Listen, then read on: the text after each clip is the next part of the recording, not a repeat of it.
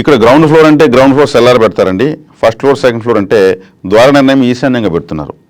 ఈశాన్యం పిశాచస్థానం. పిశాచస్థానంలో ద్వారం పెడితే దాంట్లోంచి లోపలికి వస్తా పోతే ఎలా ఉంటుంది పరిస్థితి? కుబేర ద్వారం ఎవరు పెట్టుకోవడం లేదు. కుబేర స్థానంలో ద్వారం పెట్టుకుంటే డబ్బులు బాగా వస్తుంది. కాబట్టి కుబేర స్థానం లేకుండా ఈశాన్యంగా గడప పెట్టడం, ఏ దిక్కైనా కుబేర స్థానం అనేది నవగ్రహాలు ఇంట్లో స్థితమై ఉంటాయి.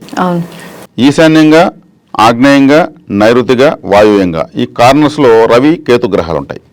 రవి అంటే over heating, over lighting planet, over burning చేసేస్తుంది. కేతు అంటే హెడ్లెస్ ప్లానెట్.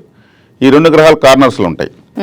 ఆ తర్వాత రవి కేతువుల తర్వాత చంద్రుడు తర్వాత బుధుడు తర్వాత గురువు తర్వాత శుక్రుడు తర్వాత కుజుడు తర్వాత శని తర్వాత రాహు, ఆ తర్వాత మళ్ళీ రవికేతులు వస్తారు ఆ కారణంలో.